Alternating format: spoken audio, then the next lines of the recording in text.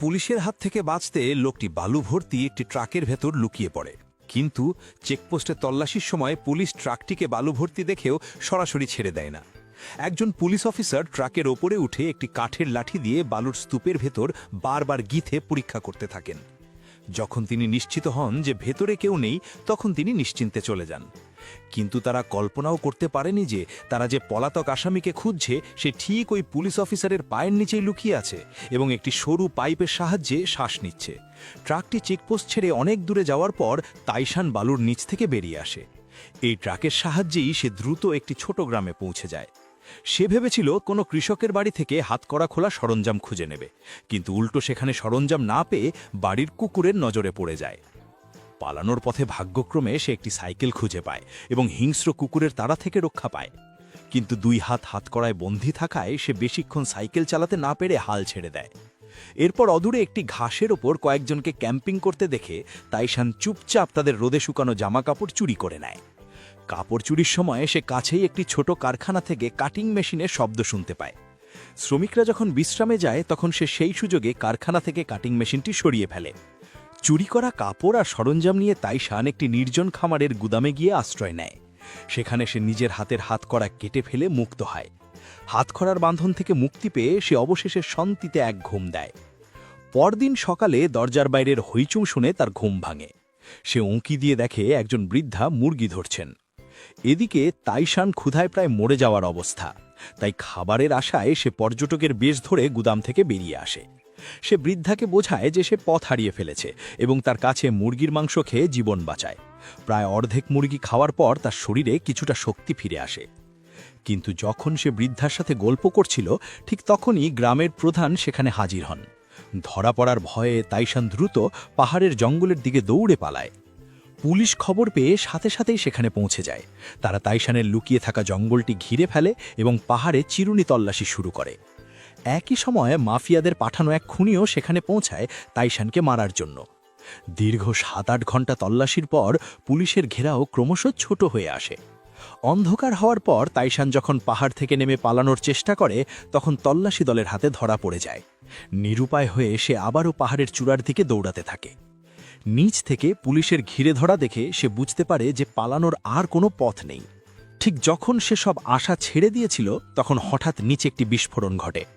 তল্লাশি দলের সবাই তখন বিস্ফোরণের স্থানের দিকে ছুটে যায়। এই বিশৃঙ্খলার সুযোগে তাইশান সেখান থেকে পালিয়ে যায়। কিন্তু কিছুটা দূর যেতেই মাফিয়া খুনি তাকে ল্যাং মেরে ফেলে দেয় এবং তার গলায় ছুরি ধরে। খুনি যখন উমেই আঙ্কেলের কথা তোলে, তখন তাইশানের মনে পড়ে যে কয়েকদিন আগে আঙ্কেল তার কাছে একটি ক্যামেরা বন্ধক রেখেছিলেন। তাইশান কৌশলে হাত দিয়ে ক্যামেরা বের করার ভান করে। খুনি যখন ক্যামেরাটি নেওয়ার জন্য এগিয়ে আসে, তখন তাইশান তাকে জোরে ধাক্কা দিয়ে ঢালু পাহাড়ের নিচে ফেলে দেয়। এরপর তাইশান পাহাড়ের পাদদেশে পৌঁছে একটি গাড়ি থেকে যুব উদ্ধারকারী দলের পোশাক আর টুপি চুরি করে। উদ্ধারকারী দলের সদস্য সেজে সে সফলভাবে একটি বাসে চড়ে শহরে পৌঁছে যায়। শহরে এসে সে এমন একটি বাড়িতে ঢোকে যেখানে কোনো পুরুষ ছিল না। সে মা ও মেয়েকে বেঁধে ফেলে এবং তাদের রেখে যাওয়া খাবার খেয়ে ক্ষুধা মেটায়। খাওয়ার পরেই তার মনে পড়ে যে খুনির ছুরিতে তার গলা কেটে গেছে। তার মেয়ের ডাক্তার তাকে বলেছিলেন যে বোন ম্যারো ট্রান্সপ্লান্টের জন্য তার শরীরে কোনো ইনফেকশন হওয়া চলবে না।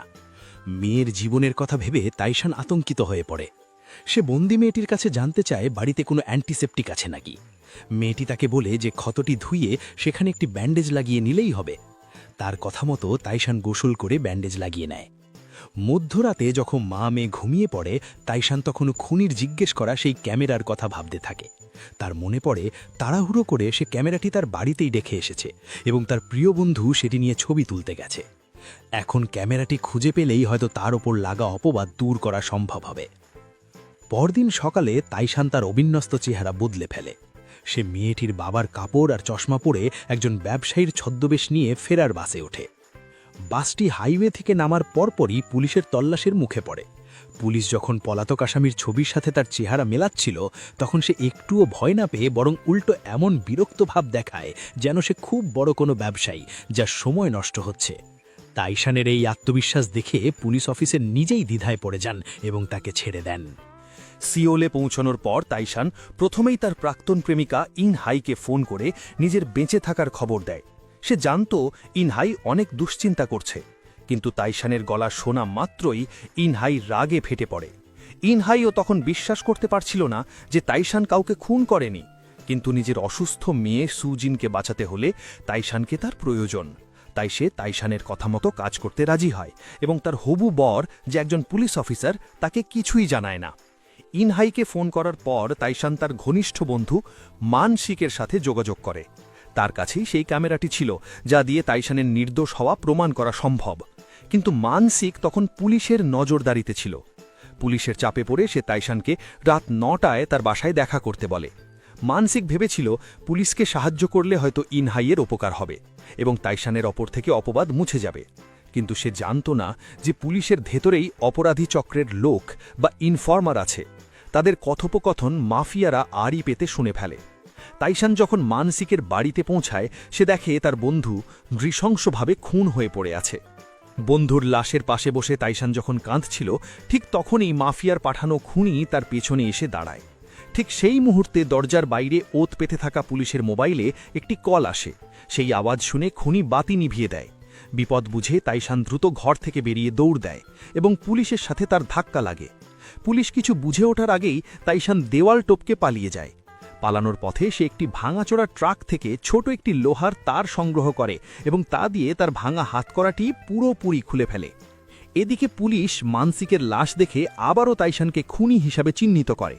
এখন তার নামে 2টি খুনের মামলা। তাইশান বন্ধুর মৃত্যুর জন্য নিজেকে দায়ী মনে করে প্রচণ্ড অপরাধ বোধে ভুগছিল, কিন্তু তার মেয়ের কথা মনে পড়তেই সে আবারও ঘুরে দাঁড়ায়। আর মাত্র 12 দিন পর মেয়ের অস্ত্রোপচার। সে ঠিক করে অস্ত্রোপচার পর্যন্ত পালিয়ে থাকবে এবং এরপর নিজে গিয়ে আত্মসমর্পণ করবে। পালিয়ে যাওয়ার পথে তাইশান এক গর্ভবতী মহিলার গোঙানির শব্দ শুনতে পায়। মহিলার অনুরোধে সে তাকে তার বাড়িতে নিয়ে যায়। তাইশান আগে কখনো প্রসব করানোর কাজ করেনি, তাই সে সিনেমার দৃশ্য মনে করে গরম জল জোগাড় করে এবং মহিলাকে সাহস দিতে থাকে। দীর্ঘ চেষ্টার পর অবশেষে একটি সুস্থ বাচ্চা জন্ম নেয়। কয়েকদিনের জন্য তাইশান সেই মহিলার বাড়িতে অস্থায়ী বাবার ভূমিকা পালন করে। বাচ্চার দেখাশোনা করা থেকে শুরু করে ন্যাপি ধোয়া পর্যন্ত সব সে নিজেই করে। স্থানীয় রীতি অনুযায়ী সে বাড়ির দরজায় একটি বিশেষ দড়ি বেঁধে দেয়, যাতে বাইরের কেউ ভেতরে না আসে। তাইশান ভেবেছিল এখানেই 12 দিন লুকিয়ে থাকবে, কিন্তু পুলিশ খবর পেয়ে এলাকায় তল্লাশি শুরু করে। এদিকে মহিলাটিও টিভিতে তাইশানের ছবি দেখে তাকে চিনে ফেলে। ঠিক তখনই দরজায় পুলিশের কড়া নাড়ার শব্দ শোনা যায়। আতঙ্কিত তাইশান মহিলাকে বোঝানোর চেষ্টা করে যে সে খুনি নয়। মহিলাটি ভাবল যে লোক কাল রাতে তার প্রসবের সময় সাহায্য করেছে এবং বাচ্চার ন্যাপি ধুয়ে দিয়েছে, সে কখনো খুনি হতে পারে না। তাই সে পুলিশের কাছে তাইশানের কথা গোপন করে। কিন্তু পুলিশ পুরো গ্রাম খুঁজে যখন তাইশানকে পায় না, তখন তারা মহিলার বাড়ির সেই বিশেষ দড়িটি দেখে সন্দেহ করে এবং আবার ফিরে আসে। সেখানে তারা তাইশানের জামাকাপড় খুঁজে পায়। ততক্ষণে তাইশান পাশের পাহাড়ে পালিয়ে গেছে। সেখানে পুলিশের এক সার্জেন্টের সাথে তার ধাওয়া পাল্টা ধাওয়া শুরু হয় এবং এক পর্যায়ে তাইশান পাহাড়ের একদম কিনারায় গিয়ে পৌঁছায়। নিচে ছিল বিশাল এক নদী। তাইশান জানে ঝাঁপ দেওয়া ছাড়া আর কোনো উপায় নেই। সে যখনই ঝাঁপ দিতে যাবে, ঠিক তখনই মাফিয়া খুনির গুলিতে আহত হয়ে সে সরাসরি পাহাড় থেকে নিচে পড়ে যায়। নদীতে পড়ে যাওয়ার পর তাইশানকে এক বৃদ্ধ উদ্ধার করেন। 8 বছর আগে তাইশান এই বৃদ্ধের এক বড় উপকার করেছিল। সেই ঋণ শোধ করতে বৃদ্ধ জীবনের ঝুঁকি নিয়ে তাইশানের চিকিৎসা করেন এবং পুলিশের হাত থেকে বাঁচতে সাহায্য করেন।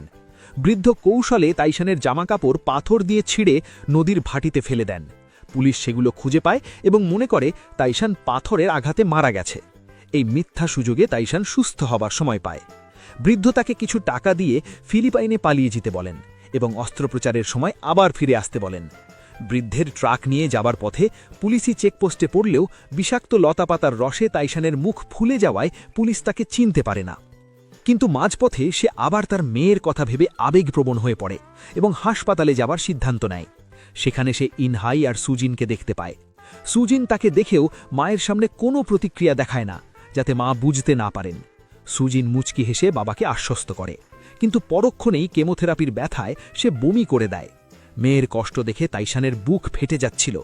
ইনহাইকে আশ্বস্ত করার জন্য তাইশান তাকে ফোন করে বলে যে সে আপাতত ফিলিপাইনে যাচ্ছে, কিন্তু অস্ত্রোপচারের সময় অবশ্যই ফিরবে। কিন্তু ইনহাইয়ের ফোন তখন পুলিশের নজরদারিতে ছিল। ফলে তাইশানের পালানোর পরিকল্পনা ফাঁস হয়ে যায় এবং বন্দরেই সে পুলিশের হাতে ধরা পড়ে। তবে পুলিশ তাকে নিয়ে যাবার সময় একটি রহস্যময় গাড়ি তাদের গতিরোধ করে। ধোঁয়ার বোমা ছুড়ে পুলিশের গাড়ি থামানো হয় এবং কালো কাপড় পরা কিছু লোক পুলিশদের মারধর করে অকেজো করে দেয়। প্রসিকিউটর যখন জ্ঞান ফেরে তখন দেখে মাফিয়ারা তাইশানকে ছিনতাই করে নিয়ে গেছে। দূরে চলে যাওয়া গাড়ির দিকে সে শুধু চেয়েই থাকে। কোনো উপায় ছিল না, মাফিয়ারা তাইশানকে অপহরণ করে নিয়ে যায়। তবে প্রসিকিউটর হাল ছাড়েননি।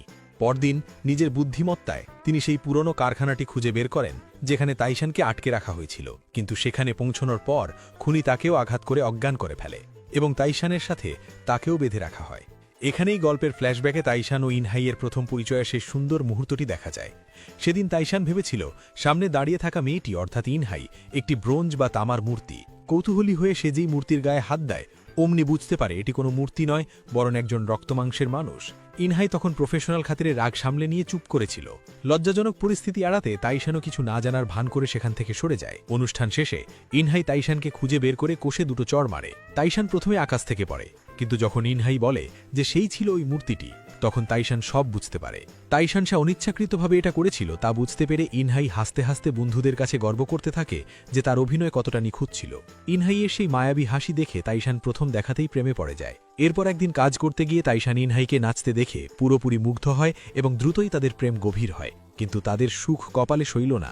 মাফিয়া ডন তাইশানকে হুমকি দেয় যে তাদের হয়ে তাইশানকে জেলে যেতে হবে, নয়তো তারা ইনহাইকে মেরে ফেলবে। ভালোবাসার মানুষকে বাঁচাতে তাইশান রাজি হয়। ইনহাইয়ের ভবিষ্যৎ নষ্ট হবে ভেবে সে নিজ থেকে বিচ্ছেদের কথা বলে এবং জোর করে ইনহাইকে গর্ভপাতের জন্য ক্লিনিকে নিয়ে যায়। কিন্তু ইনহাই শেষ পর্যন্ত বাচ্চাটি নষ্ট না করে গোপনে তাকে জন্ম দেয়। এর ৮ বছর পর তাদের সেই মেয়েটি অর্থাৎ সুজিন লিউকেমিয়ায় আক্রান্ত হয় এবং তাইশানের ম্যারোবায়ার প্রয়োজন হয়। ঠিক এই সময় মাফিয়ারা তাকে খুনের মামলায় ফাঁসিয়ে দেয় এবং মেয়ের জীবন বাঁচাতে তাইশানকে ফেরারি হতে হয়। বর্তমান সময়ে পালানোর পথে তাইশান এবং প্রসিকিউটর পার্ক জেগিউই দুজনেই মাফিয়াদের হাতে ধরা পড়ে। মাফিয়া ডন মুন হোজাং প্রসিকিউটরকে সরিয়ে দেওয়ার জন্য তাইশানের মেয়ের জীবনের ভয়ে দেখিয়ে তাকে দিয়েই প্রসিকিউটরকে খুন করাতে চায়। তবে ডনের অপরাধের প্রমাণ সম্বলিত সেই ক্যামেরাটি এখনও উদ্ধার না হওয়ায় সে তাইশানকে এখনই মারতে পারছিল না। তাই সে দুজনকে আটকে রাখার নির্দেশ দেয়। কিন্তু তাইশান সুযোগ বুঝে দুজন পাহারাদারকে কুপকাত করে এবং তাদের কাছ থেকে গাড়ির চাবি ছিনিয়ে নেয়। সে যখন পালিয়ে যাচ্ছিল তখন তার মনে পড়ে প্রসিকিউটর পার্ক জেগিউংয়ের কথা। তাকে এখানে রেখে গেলে মাফিয়ারা তাকে মেরে ফেলবে। তাইশান গাড়িটি রিভার্স করে সজোরে দেওয়াল ভেঙে ভেতরে ঢোকে এবং প্রসিকিউটরকে উদ্ধার করে সেখান থেকে পালিয়ে যায়। নিরাপদ স্থানে পৌঁছে তাইশান কৌশলে প্রসিকিউটরকে গাড়ি থেকে নামিয়ে দিয়ে আবার নিরুদ্দেশ হয়। সবচেয়ে বিপজ্জনক জায়গাই হলো সবচেয়ে নিরাপদ। এই ভেবে তাইশান গোপনে নিজের বাড়িতে ফিরে আসে। সেখানে গোসল করে সে কিছু প্রয়োজনীয় জিনিসপত্র নিয়ে নেয়। তার মনে পড়ে ক্যামেরাটি হয়তো মানসিকের প্রেমিকার কাছে থাকতে পারে। সেই ইনহাইয়ের সাহায্য নেয় এবং ইনহাই সেই ঠিকানা খুঁজে বের করে। মানসিকের প্রেমিকা জানায় যে মানসিকের মৃত্যুর পর সে ক্যামেরা দেখে কষ্ট পাচ্ছিল, তাই সেটি বিক্রি করে দিয়েছে। ওই রাতেই তাইশান ক্রেতার কাছ থেকে ক্যামেরাটি উদ্ধার করে, কিন্তু ঠিক সেই মুহূর্তে মুনের পাঠানো খুনি আবার হাজির হয়। তাইশান লড়াই করার চেষ্টা করলেও শেষ পর্যন্ত খুনির কাছে হেরে যায় এবং খুনি ক্যামেরাটি নিয়ে চম্পট দেয়। মাফিয়াডন মুন ক্যামেরাটি হাতে পেয়ে ভেতরের প্রমাণগুলো দেখে নিশ্চিত হয় এবং সাথে সাথে ঘোষণা দেয় যে তাইশানকে মারতে পারবে তাকে ৩০০ মিলিয়ন ওয়ান পুরস্কার দেওয়া হবে। মুন ভেবেছিল তাইশান মরে গেলেই সব শেষ, কিন্তু সে স্বপ্নেও ভাবেনি যে ক্যামেরা হারানোর পর তাইশান সরাসরি প্রসিকিউটর পার্ক জেগিউংয়ের সাথে হাত মিলিয়েছে। প্রসিকিউটর পার্ক শুধু তাইশানকে নিজের বাড়িতে লুকিয়েই রাখেননি, বরং তারা দুজন মিলে সিদ্ধান্ত নেন যে তারা একসাথে মাফিয়াদের ফাঁদে ফেলবেন এবং মুনের অপরাধের নতুন প্রমাণ বের করবেন।